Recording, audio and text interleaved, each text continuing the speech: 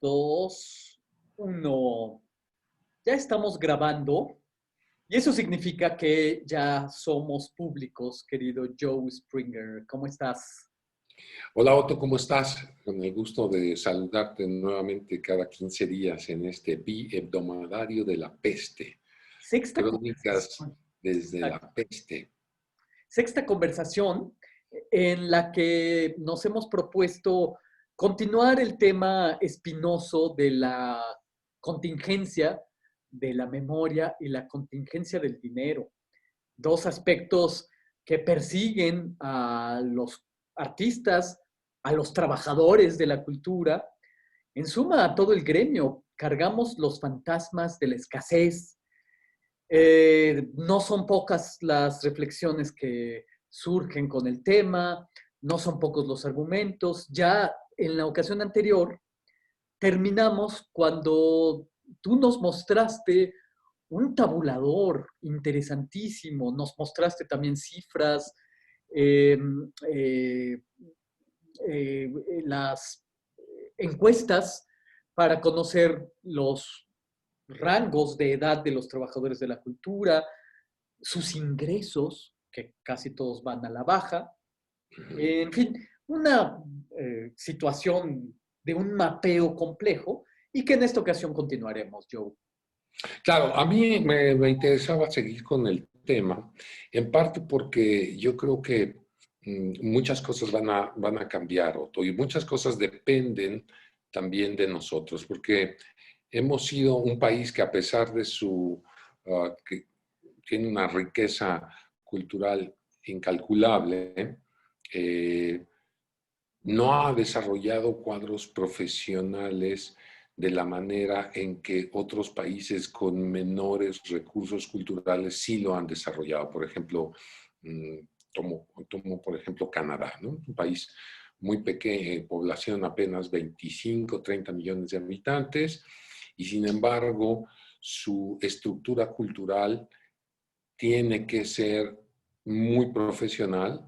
¿Por qué? Porque por idioma y por frontera, pues compiten fuertemente con los Estados Unidos. Entonces, el canadiense promedio tiene la necesidad de encontrar una identidad cultural a contrapelo de toda la influencia de los medios de comunicación y las tecnologías de la información que vienen en el mismo idioma. Mientras que del otro lado, en la frontera sur, México, pues con una historia tan diferente a la del vecino del norte y con un idioma y 63 lenguas autóctonas, pues digamos que tenemos un material muy valioso, muy rico para tener una identidad completamente distinta. Y no obstante de tener todos estos bienes culturales, si echamos un ojo hacia la historia, no voy hacia la historia profunda, nada más el último siglo, los últimos 100 años desde que concluyó la revolución y inició el periodo postrevolucionario, como que ha faltado, Otto, una profesionalización de las personas que intervenimos en la cultura, en los varios rubros de la cultura y en los varios rubros educativos, ¿no? La educación para las artes, por ejemplo. Y esto es lo que a mí me interesaría abordar en el domadario de esta ocasión. Magnífico, hagámoslo. Viene a mi mente un libro muy interesante de frontal y de fuerza teórica del estudioso Kapnitzer, un libro de título Didáctica de la Liberación, en la que establece distinciones entre el arte conceptual del canon del relato de la historia del arte, en contraposición con los conceptualismos, así en plural, de América Latina. Y cómo, por ejemplo, pensamos en, según desde el canon, en el arte conceptual y estamos hablando de un grupo de artistas de los que los artistas latinoamericanos resultan derivativos. Y en el sentido de ser percibidos como derivativos, solo entonces los artistas parecen poco profesionales. ¿Qué quiero decir con esto? Y es la explicación de Kapnitzer. Interesante.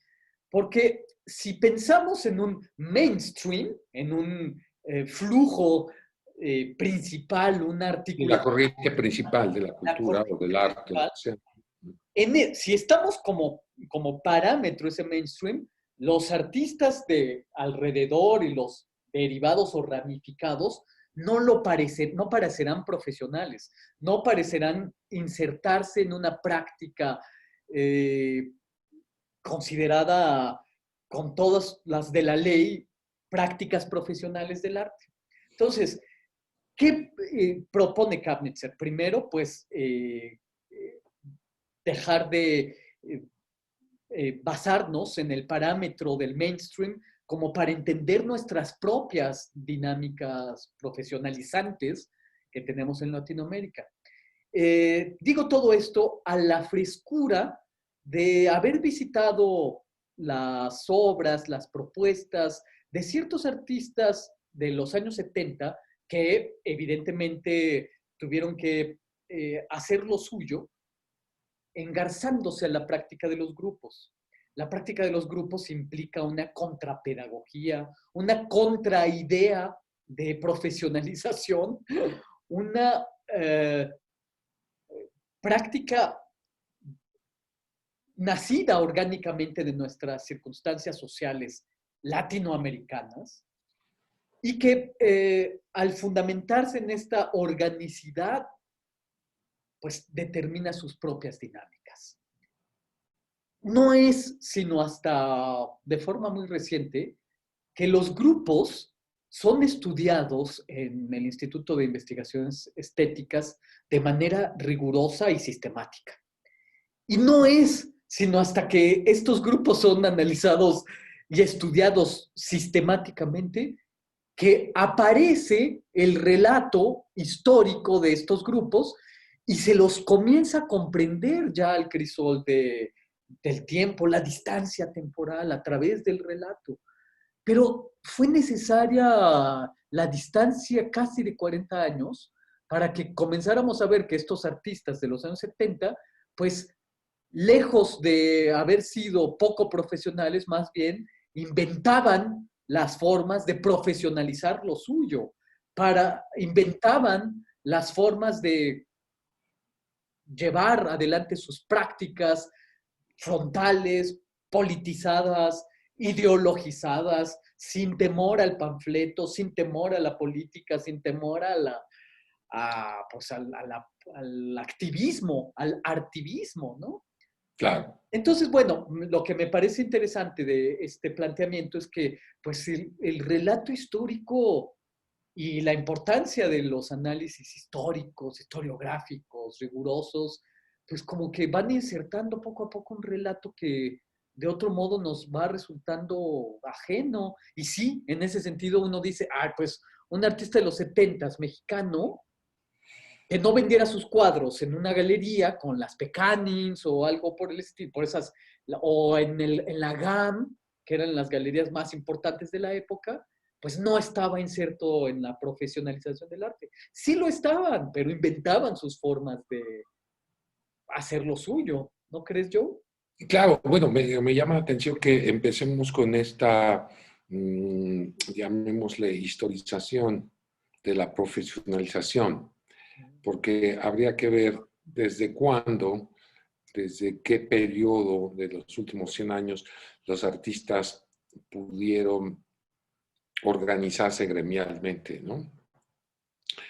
Y efectivamente hay evidencias de que desde que se constituyó la Escuela Mexicana de Pintura, había varios intentos de formar gremios, y sobre todo gremios que respondían a un interés tanto laboral como ideológico, ¿no? La Liga de Escritores y Artistas Revolucionarios, la LEAR, por ejemplo, el taller de la gráfica popular en los años 30, en los años 40, me parece que es el taller de la gráfica popular, respondieron a esta idea, ¿no? De trabajar, fíjate cómo estaba conceptualizada la idea, trabajar para el Estado, independientemente del gobierno o del gobernante en turno, trabajar por el Estado en labores culturales y educativas, ¿no? Entonces, desde el proyecto vasconcelista de las misiones culturales, o sea, enviar grupos de artistas a que fueran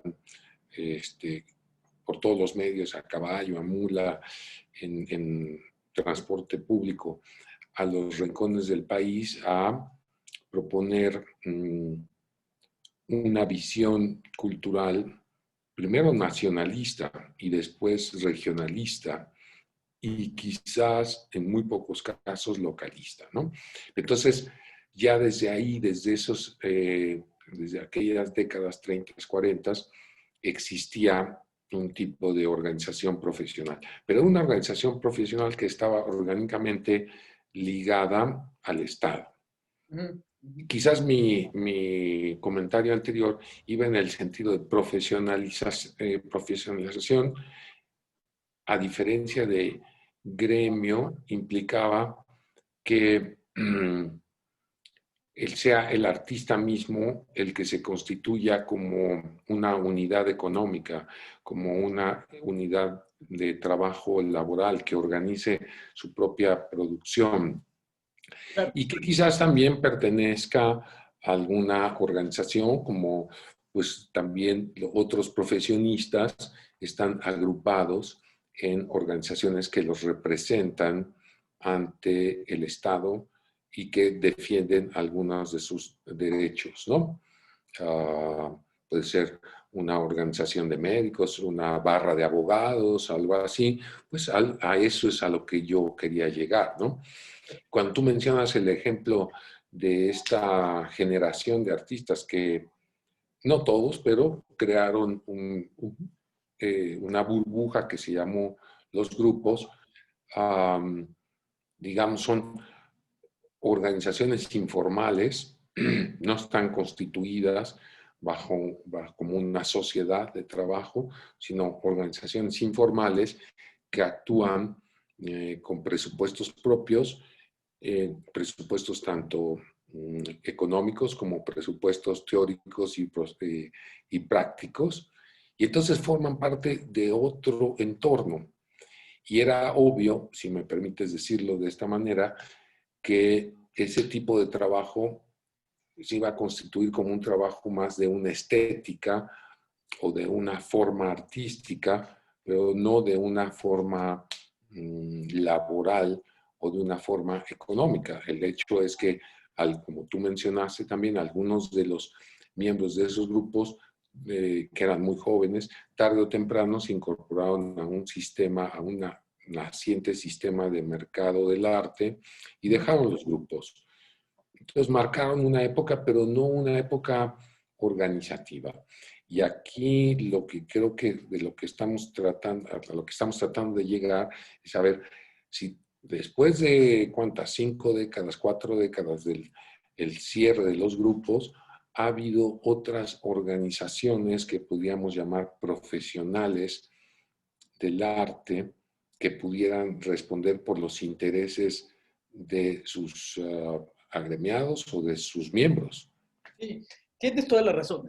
Hablar de grupos siempre resulta problemático en un sentido estimulante, creo. En efecto, lo que fundan los artistas de los grupos son invenciones de la práctica artística y una práctica artística vinculada con el activismo político, donde política y arte son indisociables. El tema es cómo ellos, al inventar su práctica artística, inventan también a sus interlocutores, a sus intercesores, inventan también un cosmos estético que, pues, por un momento, porque duró poco, eso es cierto, solventó las penurias metafísicas de los artistas. Metafísicas. Primero hablo de las penurias metafísicas y después de las económicas, evidentemente. Al inventarse los grupos de los 70, sus interlocutores y su cosmos de frontalidad estética, creo que se hacen a un lado los problemas metafísicos por un momento, porque si nos echamos para atrás en el tiempo, tampoco es ni lugar ni momento de exhaustividad, pero decir, por ejemplo, que en el Renacimiento los pintores pertenecían al mismo gremio de los especieros y de los médicos, o eso por lo menos en Florencia, ¿no? Los pintores solventaban y determinaban sus prácticas, sus formas de adquirir ingresos, comparándolos y tabulándolos junto con los médicos y con los especieros. En Florencia, en Venecia eran los sastres, los que tintaban la ropa, etcétera, los que participaban con los pintores en un mismo gremio, en una misma dinámica gremial, y por lo tanto, pues estaba muy bien tasado y determinado cuánto costaba una pintura si tenía dos personajes, o tres, o cuatro, o cinco, o seis, o si incluía una Virgen María con un manto que se pintara con lapislázuli, porque eso incrementaba el costo de los pigmentos. En fin, hay un libro que probablemente tú recuerdes, que es La pintura y la vida cotidiana de Michael Baxandall, donde hay incluso ejemplos de cómo los artistas del Renacimiento determinaban todos los precios a partir de un contrato en el que como listado estaban todos los materiales que se utilizaban, cuánta porcentaje había de la mano de un maestro, en la medida en que hubiera más mano del maestro y menos de los ayudantes, pues eso incrementaba el valor de la misma. En fin, todo eso determinado. Cosa que de ninguna manera podemos tener, sobre todo después de los sismos del romanticismo. El romanticismo fundó la idea de que había genio en la incomprensión, en la marginalidad. Un artista del romanticismo podía dejar la piel en aras de la búsqueda de una obra y tanta literatura, tanta óperas, novelas, tantos mitos. La mistificación del artista proviene, creo yo, del romanticismo. Y Ortega y Gasset, que era muy listo, se dio cuenta de esto y trató de combatirlo en su deshumanización del arte, atacar el mito y el gran sismo que significó el romanticismo en las percepciones de cómo hacemos lo que hacemos. Bueno, digo todo esto para llegar al punto de que si nosotros nos volvemos a organizar como está ocurriendo y como tú bien hiciste en mostrarnos que ya se había tasado un tabulador que nos dice a los artistas cómo cobrar un artículo, qué esperar de una exposición, pues qué bueno que lo exista por una parte.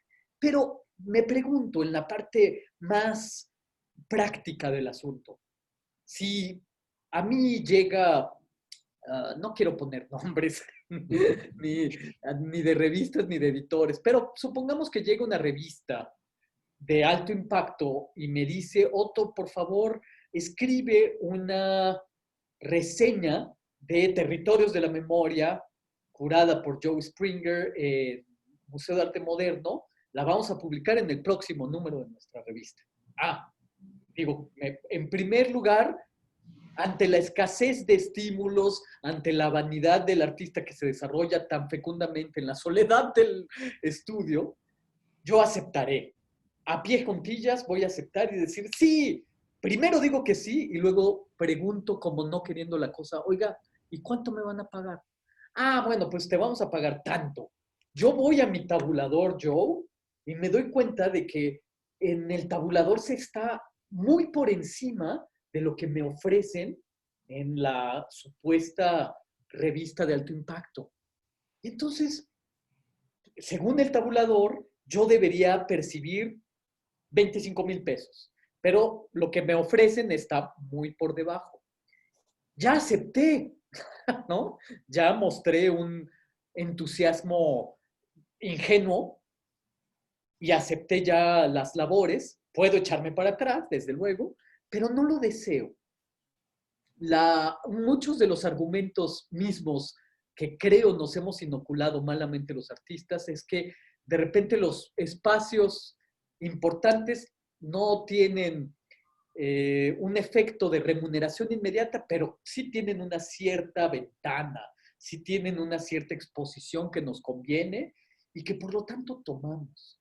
Y entonces, pues la determinación gremial de un tabulador de poco me sirvió, lamentablemente, no lo estoy encomiando ni mucho menos, cuando se trata de una práctica real de escribir aquí o allá o de exponer aquí o allá, yo.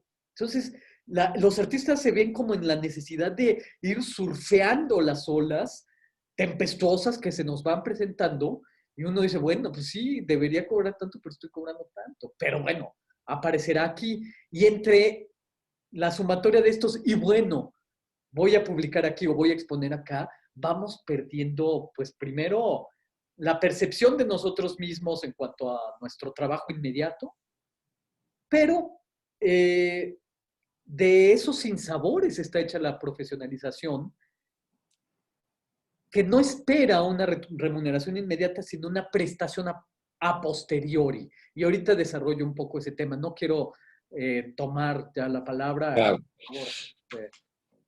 Sí, bueno, coincido contigo en ese análisis. Creo que en los siglos anteriores, la falta de una autonomía por parte del artista, o sea, el hecho de que el artista tuviera que estar ligado a una figura de autoridad, vamos a decir, una figura aristocrática, que lo contrataba para pintar, para componer música, para escribir libros, para cantar loas en poemas, y que eso se tuviera que hacer de acuerdo a un convenio, obviamente le daba al artista una seguridad, la seguridad de poder seguir conjugando todo su talento en pro de crear un arte de cierta riqueza, de cierta valía estética, artística, histórica, ¿no?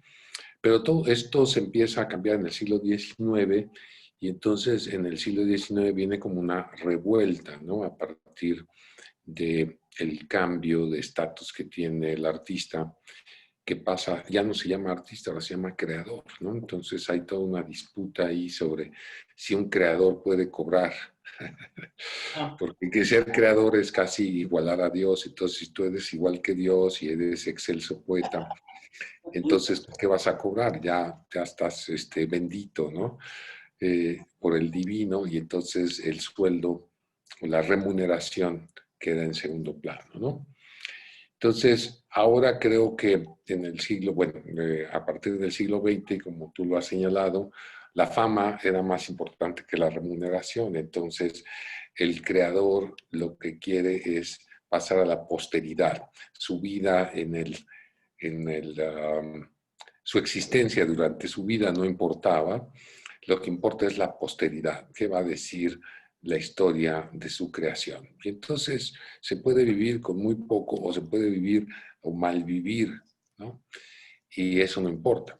Pero yo creo que también eso está ya cambiando diametralmente en otros sentidos y en ello tendrá que ver, por supuesto, otros momentos del capitalismo, el capitalismo neoliberal, el capitalismo global, ¿no? Permíteme compartir con ustedes este esquema que es muy claro y que creo que va a ilustrar básicamente el momento en el que nosotros estamos en la actualidad y creo que eso es algo que de alguna manera nos va a permitir ver las cosas con la claridad de un diagrama, ¿no? Uno, en primer lugar, el diagrama tiene 4 puntos. En el punto de arriba se encuentra el estamento cultural jerárquico, o sea, donde tú, si eres un productor profesional o eres un trabajador profesional de la cultura, perteneces a un estatuto, a un instituto, y entonces sigues una jerarquía. Y en la parte de abajo está la organización orgánica, donde las formas de trabajo no forzosamente responden a una jerarquía, sino a organizaciones que surgen de la necesidad de hacer un trabajo. Y cuando hablo de la necesidad del trabajo, muchas veces, y lo hemos hecho tanto tú como yo y muchos de nuestros seguidores de el domadario de la peste, lo hemos hecho por una especie de necesidad ética de invertir en proyectos que no tienen ninguna salida económica, que solamente se hacen, como se dice por ahí, por amor al arte, ¿no? Entonces, los dos de este lado tienen algo de presupuesto, por eso la letra más. Y de este otro lado tenemos, sí, organizaciones jerárquicas que no tienen tantos presupuestos y orgánicas que tampoco tienen tantos presupuestos. Entonces, la línea divisoria es cuánto presupuesto tienes, ¿no? Para operar económicamente, y de arriba abajo es si estás organizado como una institución pública o no estás organizado tanto como una organización pública, sino como una sociedad privada, ¿no? Entonces, dice aquí, diagrama de tipos de organización en Latinoamérica. No estamos hablando de Europa, no estamos hablando de Norteamérica, estamos hablando de nuestra región cultural, como citabas tú a Luis Kamnitzer hace un momento, uruguayo, artista conceptual, tiene mucho de razón en sus afirmaciones. Pero volvemos aquí y vemos que en la jerarquía, pues nosotros ya como país ya cumplimos con esa jerarquía. Tenemos una Secretaría de Cultura, antes no la teníamos. Entonces, vamos a analizar este cuadrito. Tenemos una Secretaría de Cultura. Este esquema está escrito, como podrán ver nuestros amigos, en castellano y en portugués, porque fue elaborado por precisamente una organización que a nivel gremial en toda Latinoamérica ha creado este manual, ¿no?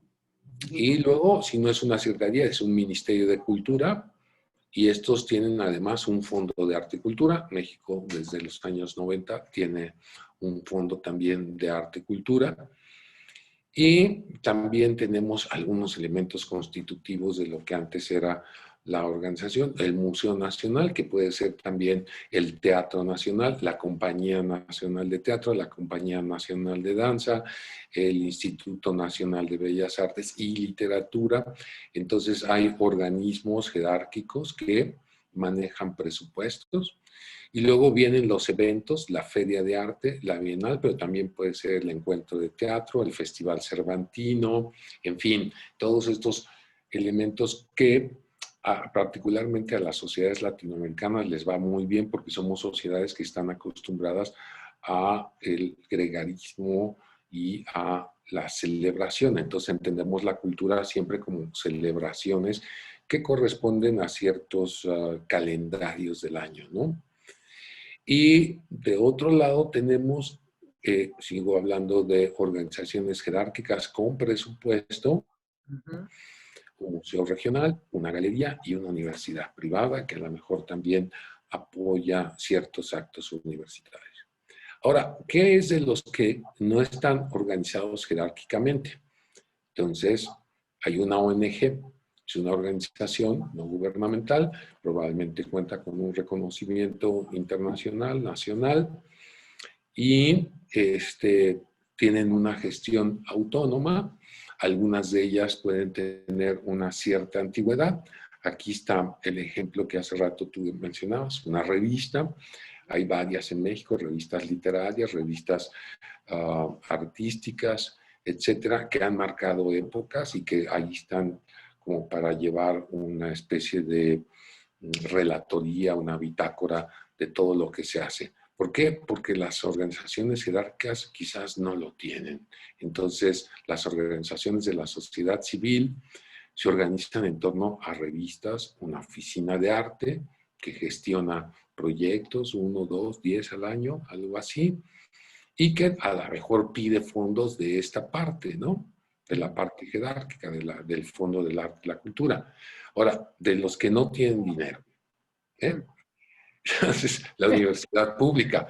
Bien, no, nosotros tenemos aquí en México, pues, una universidad modelo que es verdaderamente sensacional, la Universidad Nacional Autónoma de México, como lleva en su nombre la palabra nacional, quiere decir que actúa en todo el territorio. Entonces, donde quiera que vaya uno, desde Baja California hasta Yucatán, hay escuelas de la UNAM que ofrecen carreras, que ofrecen institutos de investigaciones. Hay también una representación, una escuela de la UNAM en San Antonio, en Estados Unidos, y hay otra en Ottawa, en Canadá. Entonces, es una escuela, es una universidad sin parangón en todo México y creo que también en Latinoamérica. Pero, y estamos viendo, sí, que sus fondos siempre están como en el punto en el que pudieran, no son suficientes, evidentemente, pero podrían disminuir y dependen también de la estructura jerárquica, o sea, del gobierno federal. Luego están los centros de investigación. En el caso de las artes visuales hay un par de ellos, el Centro Nacional de Investigación de las Artes Plásticas, el CENIDIAP, y algunos estados del país tienen Secretaría de Cultura o tienen un Instituto de Cultura, entonces operan, reciben fondos estatales, y algunos estados del país también tienen salas de exposición, museos, teatros, demás, porque esto viene desde el modelo, digamos, porfirista o desde el modelo decimonónico. Entonces ya existían salas de teatro, salas de concierto, y les vamos a añadir algunas veces una cineteca. Las cinetecas son escasas en el país, ¿no? ¿Por qué? Porque es un invento más del siglo XX. Y por el otro lado, con menor presupuesto y organizados desde la sociedad civil, tenemos grupos de estudios, los colectivos de artistas a los que tú acabas de hacer referencia. Los grupos aquí están, los de gestión autónoma, pero con menos de 5 años. O sea, estos grupos que surgen al calor de una actividad o de un hecho, vamos a decir, gente que se organiza para protestar por la violencia contra las mujeres o para protestar por la desaparición de los estudiantes de Ayotzinapa, y entonces organizan un grupo ad hoc para darle seguimiento, para formar conciencia, para hacer eventos culturales que mantengan viva la conciencia sobre lo que está pasando. Son grupos autofinanciados, y son iniciativas también específicas. Este lado, el lado derecho de nuestra tabla, es, digamos, donde la mayoría de mis alumnos de la Escuela Nacional de Escultura, Pintura y Grabado, la Esmeralda, de la que tú eres egresado, trabajan, ¿no? Y aspirarán algunos a llegar a este otro lado, cruzar estas dos líneas para llegar a una cultura jerárquica con presupuesto institucional. Entonces, creo que aquí podemos dar cuenta cómo funcionan las cosas en Latinoamérica. ¿Dónde está el papel de la empresa privada aquí? ¿Dónde están los fondos de fundaciones que, digamos, no están vinculados ni a la jerarquía estatal ni al presupuesto, que no vienen del presupuesto público? Probablemente están por esta zona, ¿no? Algunas nuevas iniciativas, algunos nuevos museos privados. México es un país todavía que tiene una cultura oficial auspiciada por el Estado.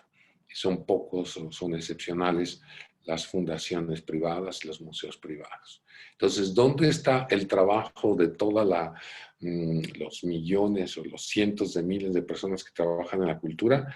Yo me atrevería a decir que está por acá el trabajo pagado y de este lado el trabajo no remunerado. ¿Qué sería lo mejor que podría suceder en México en los próximos años a partir de esta crisis de la cultura que está ligada a la crisis de salud provocada por la pandemia? Pues que se aumentara la organización jerárquica y que se aumentaran los presupuestos de manera que este cuadrángulo que está aquí pudiera aspirar a esto. ¿Cuál es la solución que se ha propuesto desde la iniciativa privada? Pues el comercio del arte, en el caso de las artes visuales, y la venta de productos culturales, en el caso de otras industrias como el teatro, el cine, la danza en menor número, ¿no? Por ahí van las cosas, Otto. Oye, pues, gracias por mostrar este cuadro entre jerárquica, orgánico, presupuesto y no presupuesto. Me parece que esclarece bien el mapa complejo. No presuponemos haberlo explicado, ni mucho menos, pero por lo menos lo pone a ojos vistas. Me parece que eso incluso podría abrir la puerta a nuestro tema de la próxima conversación bioptomadaria, que es la función de las ferias, el mercado, que es el mercado buscado, creado a partir de las ferias de arte, a partir de las ferias de libro, que el enclave político puede ser interesante que hablemos de ello. Pero por principio me parece magnífico que hayas mostrado este cuadro. Hablabas tú hace un momento que era deseable llegar a la parte jerárquica con presupuesto. Yo diría que no siempre. En todo caso, muchos de nosotros a lo que aspiramos realmente es a pagar la renta y a continuar con nuestro tiempo creador de concentración. Y fíjate, creo que aquí podemos encontrar un tema interesante. Eh, la idea del éxito, porque también, del mismo modo que empezamos platicando de Kamenetzer y cómo el mainstream determina una idea de la profesionalización, también habríamos de determinar qué es el éxito como artista, qué es ser un artista exitoso. Habrán muchas opiniones al respecto.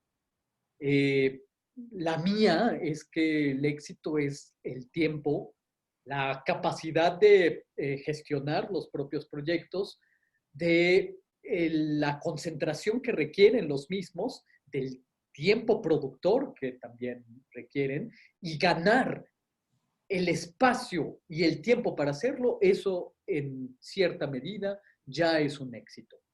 Creo que en la medida en que el arte se ha caminado de modo conjunto con la mediatización de las estrellas pop, el éxito artístico se ha visto determinado por este. Y en la medida en que uno no sea exitoso a la manera de Damien Hirst, pues no lo será. Si ese es el parámetro, pues uno siempre estará por debajo de sus propias apreciaciones de éxito. No, bueno, pero también te voy a decir una cosa, y aquí tú y yo somos un claro ejemplo de que las cosas están cambiando. Porque, bueno, en primer lugar, porque desde que aparecieron las tecnologías de la información y la comunicación, hemos visto una ampliación de las plataformas para dar a conocer productos artísticos, productos culturales. Estas charlas biebdomadarias son una fiel muestra de que lo que pudimos hacer tú y yo se hace con muy pocos recursos materiales y con muchas ganas de servir a una población, ¿no? Entonces, evidentemente, nuestros amigos se dan cuenta que no estamos cobrando por hacer esto, sino que lo hacemos porque tenemos el tiempo y porque tenemos esta necesidad profesional de hablar de estos temas, ¿no? Exacto, por eso, Entonces, creo que por ahí la cosa va mejorando en el sentido de que ya no esperamos el llamado de la revista especializada, ya no esperamos la selección del curador institucional que nos llame a trabajar en un lugar. Pero, evidentemente, queremos monetarizar este servicio, no con el afán de lucrar y de, como decías tú, eh, mm, pagar la renta, sino con el afán de saber que el conocimiento que se produce tiene un valor ujú, para alguien, ¿no? Y esta es el punto, digamos, de quiebre del sistema, que es decir, sí, las plataformas digitales permiten un desempeño profesional mucho más centrado en estas organizaciones orgánicas con bajo presupuesto, pero tenemos que subir hacia organizaciones institucionales, formalizadas, jerárquicas, con presupuestos más mm, seguros, con una seguridad de presupuestos. Y hay claro, otra cosa que también quisiera señalar, que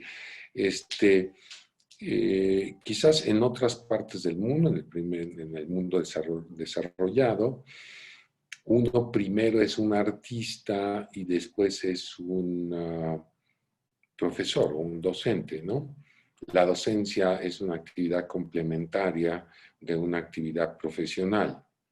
Entonces, tú eres un artista y un pensador y a partir de eso quizás obtienes un recurso extra que viene de la docencia.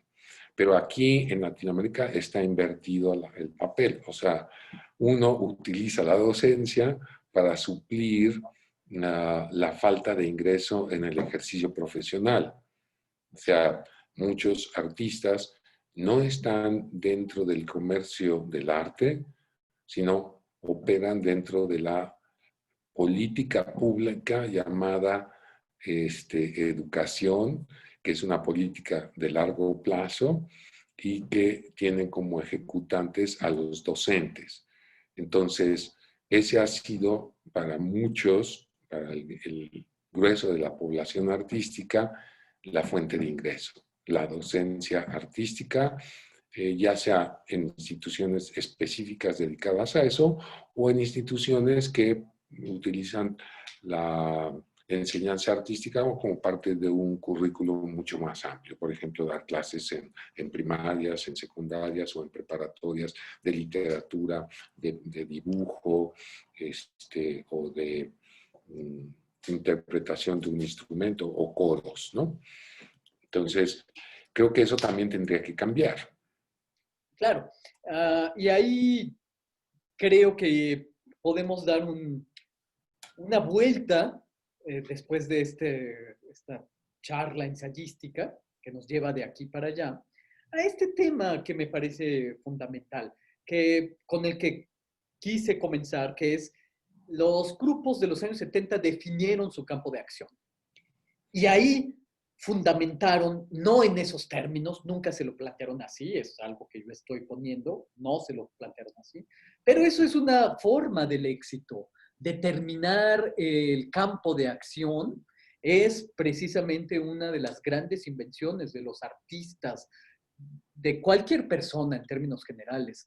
Una idea, si tenemos o sostenemos una idea del éxito determinada, siempre estaremos por debajo o por arriba y estaremos luchando contra esta idea. Me parece que el libro El arte de la guerra de Sun Tzu siempre está llena de consejos interesantísimos y que se pueden aplicar a la vida cotidiana. Recuerdo que Sun Tzu dice, aquel que se siente perdido, lucha hasta el final. Nunca, dice Sun Tzu, nunca rodees del todo a tu enemigo, hazle pensar que tiene una salida, porque si no ve salida, lucha hasta el final. Bueno, pues la idea del arte implica no tener salida y luchar hasta el final. Luchar hasta el final para crear las propias circunstancias, la propia idea del éxito, y eso, pues creo que ahí también estriba una de las grandes, no solamente se crean obras, se crean formas de percibirlas, formas de percibir al mundo para poder hacer lo que hacemos. Eh, Fíjate que uno de los artistas probablemente más teóricos artistas, probablemente más citados de las escuelas de arte, de comunicación, de filosofía, es Walter Benjamin. Y Ajá. Walter Benjamin, a pesar de que ahora goza de una tremenda popularidad entre los académicos y entre los que hacemos cursos en estos espacios, en vida pasó unas terribles, perseguido por el fantasma de la miseria, como todos estos temas de los que hemos hablado, y mucho de su interés estribó en esto, en la posibilidad de que un artista pudiera hacer lo que hace con solvencia, puesto que era parte de su propia biografía, la escasez. Y escribió una obrita de teatro que es deliciosa, que se llama Cómo pedir un aumento. No es el caso de un artista, es el caso de un burócrata que va a pedirle aumento a su jefe, y es muy divertido, es un radiodrama, pero es una de las esferas, es un tema que habita en la esfera del interés de Walter Benjamin. Y además de esta, cómo pedir un aumento, escribió un textito brevísimo que aparece en un libro de título Imágenes que piensan, Denkbilder. Y dice, el título del texto es El camino al éxito en 13 tesis. Y si me lo permiten, voy a leer, son 3 parrafitos muy breves, y con esto creo que podríamos pues, llegar a algunas reflexiones finales, pero quiero compartírselos porque me parece interesante que un artista pensador de la talla de Walter Benjamin haya tenido interés en estos temas, puesto que, claro, él no pudo hacerse con una cátedra como sus amigos en una facultad, en una universidad, así que estuvo a salto de mata, por así decirlo. Dice así, 1, camino al éxito en 13 tesis. 1, no hay un éxito grande al que no correspondan prestaciones reales. Mas suponer por ello que dichas prestaciones son su base sería un error. Las prestaciones son la consecuencia. Es un poco lo que hablábamos de la consecuencia es la fama, no la inmediatez de la contribución, ¿no? De la retribución, mejor dicho. 2, la satisfacción por la paga recibida paraliza el éxito, mientras la satisfacción por las prestaciones lo incrementa. Remuneración y prestación están en una proporción de peso puestas en los platillos de la balanza, pero todo el peso del aprecio dedicado a uno mismo ha de ir al platillo de la prestación. De este modo, el platillo de la paga sin duda irá subiendo a toda prisa. Pues es algo que tendrá que someterse a prueba, pero me parece una idea bella. 3, y con esto acabo, a la larga solo pueden tener éxito las personas cuyo comportamiento parece estar dirigido o está dirigido realmente por motivos transparentes y sencillos. Eh, Hay algunas frases más, pero creo que ahí me detendré. A la larga, solo pueden tener éxito las personas cuyo comportamiento parece estar dirigido o estar dirigido realmente por motivos transparentes y sencillos. Esta es el tercer camino al éxito según Walter Benjamin. Manejarse con sencillez y eh, con acciones prístinas. Hacemos lo que hacemos por un interés de compartir, compartirnos, leer y darlo, reflexionar algo y someterlo a la prueba y al error de la conversación, de la interlocución. Ahí me parece que hay una búsqueda prístina. Pueden haber estímulos más ocultos y más oscuros para esta búsqueda, pero creo que en términos generales la tercera de los puntos de Walter Benjamin de este listado de 13, me parece que tiene suficiente peso ético para lo que hacemos. Creo que el arte tiene que determinarse según prácticas éticas y la ética también corresponde a la búsqueda del intercesor. Inventarnos a nuestro intercesor es buscar desesperadamente ojos para reflejarnos, eh, diálogos para comprendernos, ojos que vean nuestras obras para interpretarnos a nosotros mismos. Entonces, bueno, no pienso que sea una conclusión ni mucho menos, pero es un punto de vista. Claro, yo diría de mi parte, para concluir, que efectivamente, si uno vuelve la mirada hacia la historia del siglo XX, una de las artes que tuvo el mayor éxito con el público, y aquí es importante subrayar esto, el público, qué papel jugó el público y qué papel juega ahora el público en la cultura, fue el cine. ¿Por qué? Porque el cine mexicano se convirtió en un vínculo de conocimiento y de unión de un país muy diverso, de un país pluricultural, pero las historias de ese cine, Otto, eran historias transparentes, inmediatas, que hablaban del acontecer de la gente, de la calle, de la gente, del ciudadano de a pie, en general. No se buscaba esta noción de hacer arte, por hacer vanguardismo cinematográfico, porque además el cine se manejaba como una industria que tenía que cumplir a las expectativas de un público que pagaba una taquilla. Lo repito, porque hoy el público tampoco está muy acostumbrado a pagar una taquilla. Y más adelante, ya que se vino abajo la época de oro del cine mexicano, fue la televisión o el radio. Primero el radio y después la televisión, y en el radio fue donde surgieron toda esta ídolos populares de la música, que sí hablaba de melodramas de la vida cotidiana, pero creaba un lenguaje musical que también se exportó a todos los países de habla hispana en Latinoamérica y en España. Y entonces son ejemplos de cómo, como decías tú, citando a Benjamin, había una pretensión simple de darle voz a expresiones locales, a sentimientos, a historias sin mucha complejidad, pero con una gran fibra emotiva.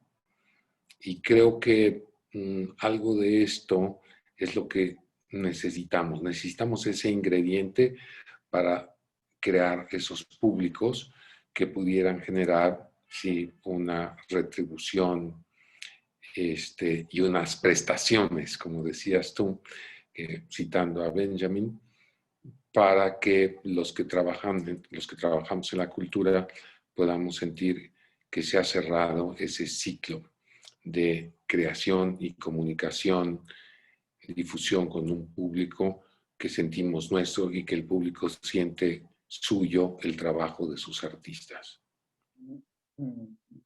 Querido Joe, pues, ¿qué te parece si nos encontramos en 15 días para una nueva charla vía Promadaria?